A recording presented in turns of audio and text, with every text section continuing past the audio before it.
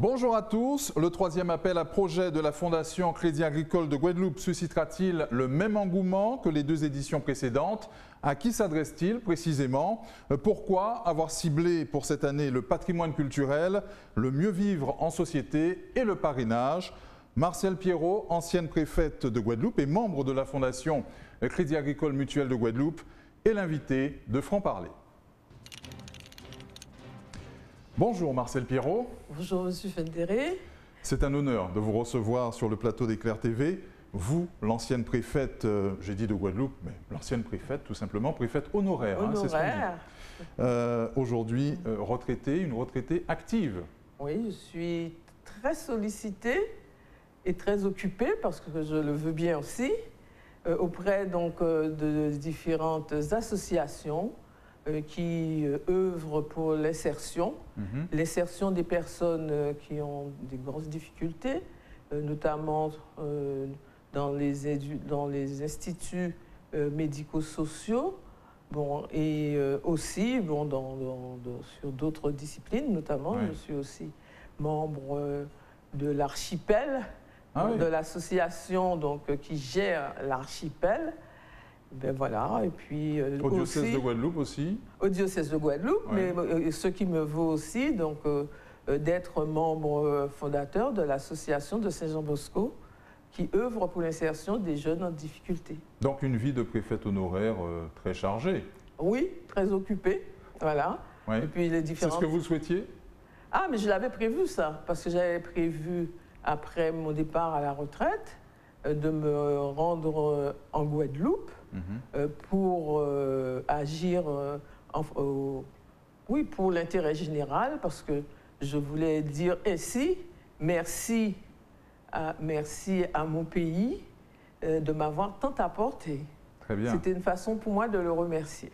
Et vous le faites? Et je le fais bien entendu bénévolement. Bien sûr, voilà. Bien sûr. Vous êtes donc membre du conseil d'administration de cette fondation Crédit Agricole Mutuel de Guadeloupe qui a lancé il y a quelques jours ce troisième appel à projet. C'est une vraie opportunité à saisir pour les associations et ceux qui souhaitent se manifester? Oui, parce que vous savez, nous avons un monde associatif qui est bien qui est bien situé, ancré en Guadeloupe. Bon, les associations, elles prennent le pouls des territoires. Et souvent, elles ont de bonnes intuitions, elles ont de bonnes envies de faire, mais elles n'ont pas toujours les moyens et parfois l'expertise. Alors, le Crédit Agricole, la banque, a créé une fondation. Il convient de distinguer les deux. Alors, pourquoi? Parce que, qu'est-ce qu'une fondation? Une fondation, c'est une personne qu'on appelle une personne morale, qui est créée pour défendre une cause d'intérêt général, à ne pas confondre avec la banque. Sauf que c'est la banque qui, elle, décide de mettre des moyens pour se faire. Et les moyens en question, ce sont des moyens privés qui, une fois qu'ils sont logés dans une fondation, deviennent des crédits publics. Donc on ne peut pas les utiliser n'importe comment, on ne peut les utiliser que pour des causes d'intérêt général. C'est pourquoi on s'adresse essentiellement à des associations qui, elles aussi, sont œuvrent pour la collectivité. Très bien. On ne peut pas admettre des individualités. Voilà. Parlez-nous plus en détail des deux thématiques retenues, valorisation du patrimoine culturel et mieux vivre d'un côté, le parrainage de l'autre. Et en fait, tout est lié, puisque ce sont des valeurs de solidarité, d'entraide qui sont mises en avant. Vous savez, au comité exécutif de la Fondation, je dis bien de la Fondation, on parle souvent de solidarité, de générosité, d'intérêt général. Et on prend comme prétexte des sujets qui nous parlent et qui parleront aussi, je pense, aux associations auxquelles on s'adresse.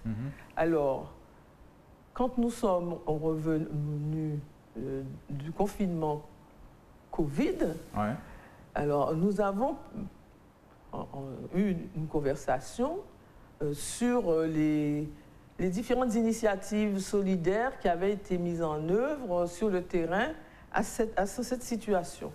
Et on s'est dit, mais le Covid et après, et l'après-Covid, bon, sur quoi peut-on s'appuyer?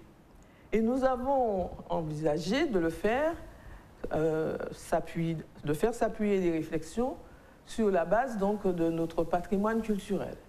Alors, notre patrimoine culturel, pour ce qui concerne le premier thème, le patrimoine culturel, il est très riche aussi de nos identités plurielles, très riche de nos pratiques, surtout en matière de solidarité, de nos pratiques quand il s'agit donc de chercher la résilience quand il y a des périodes de crise. Et nous avons pensé que ce serait un bon support que de s'appuyer sur le patrimoine culturel pour pouvoir faire vivre un certain nombre de projets qui sont peut-être déjà dans les étagères à attendre le bon moment pour pouvoir les sortir et surtout le bon accompagnement. Alors, m'est venue à l'idée une phrase de Lévi-Strauss qui avait, c'est un grand sociologue, il avait observé le mode de vie de l'humanité et il a dit que, le mode de vie de l'humanité tend à s'installer dans la monoculture. Et il nous invitait à protéger ce qu'il a appelé des fleurs essentielles de la différence. Alors, donc là, nous voulons ça pour notre pays, parce que le patrimoine culturel, matériel ou immatériel, eh bien, c'est notre richesse. Et nous devons donc déjà mieux le connaître, déjà le préserver, et puis le faire confronter aussi aux outils de la modernité. Voilà. Très bien. Et le parrainage? Alors, le parrainage. Bon, on a observé aussi que nous avons des jeunes qui sont au chômage. Bon, ça, c'est pas une nouveauté. Bon, mais c'est une difficulté.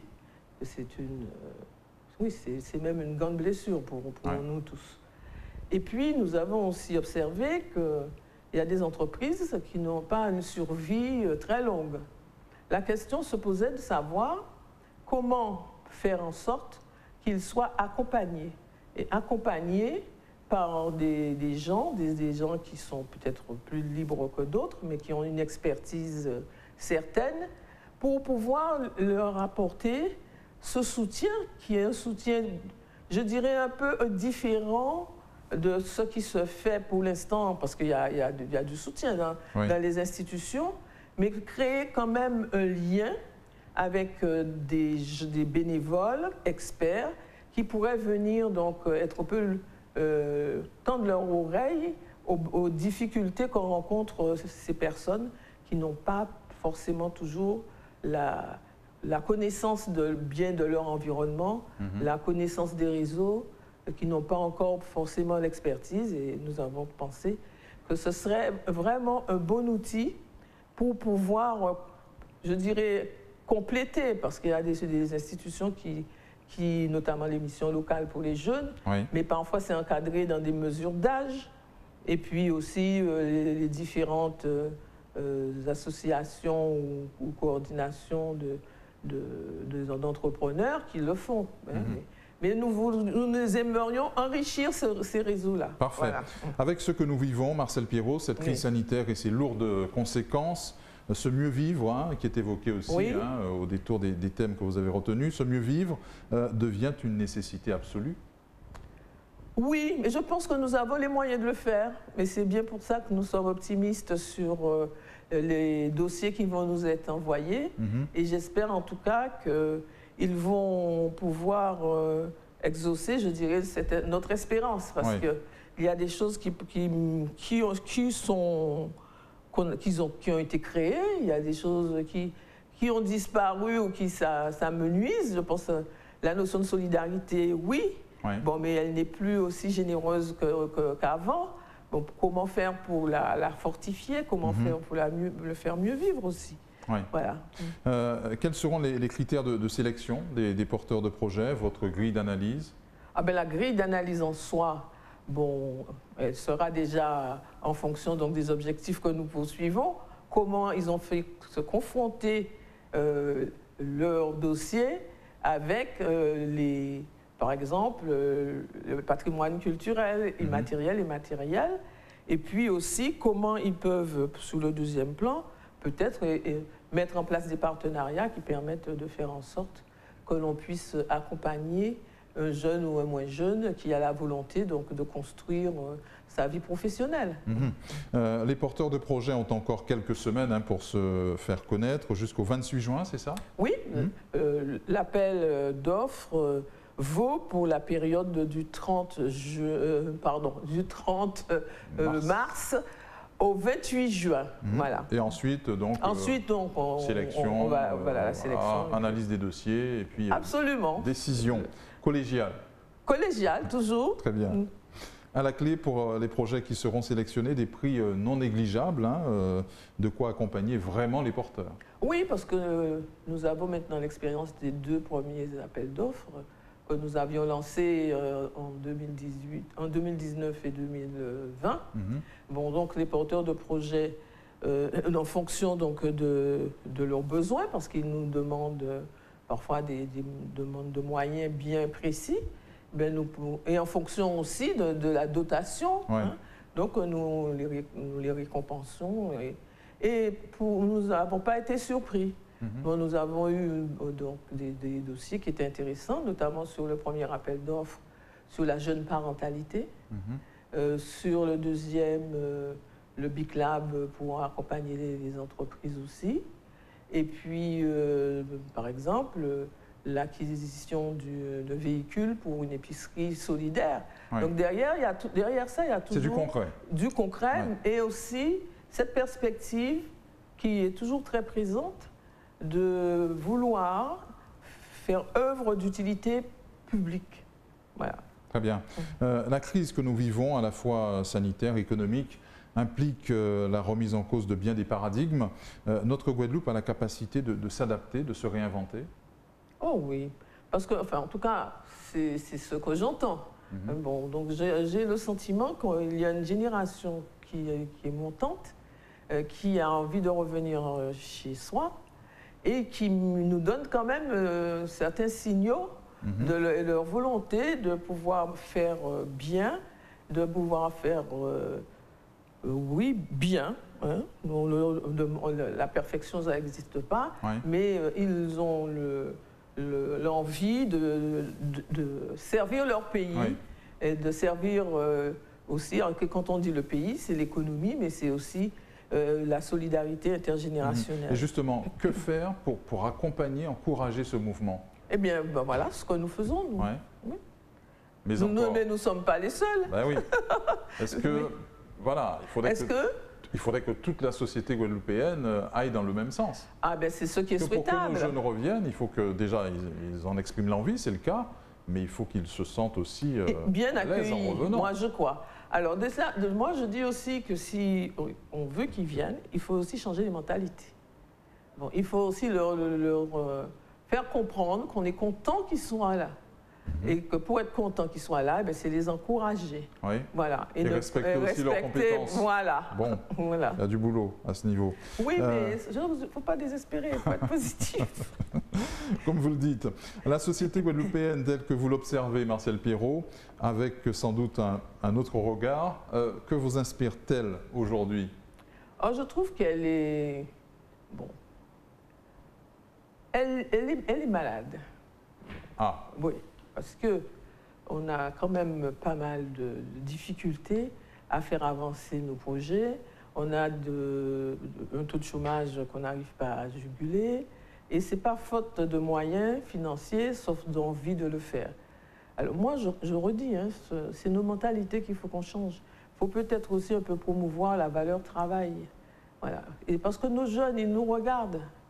Et ils s'étonnent, ou ils rentrent aussi dans le moule. Et moi, je crois quand même qu'il faut que l'on puisse faire en sorte ils soient fiers du travail qu'ils ont, qu'ils aient envie aussi de s'approprier la culture des entreprises ou des associations qui les emploient. Et je pense que si on fait ces pas-là, eh bien, on aura gagné beaucoup. Très bien. S'orienter davantage vers le monde économique, le monde de l'entreprise? Pas seulement, parce qu'il faut aussi qu'il y ait de la bienveillance. Ouais. Il faut aussi que le respect mutuel soit présent. Bon, notre dialogue social est compliqué. Oh.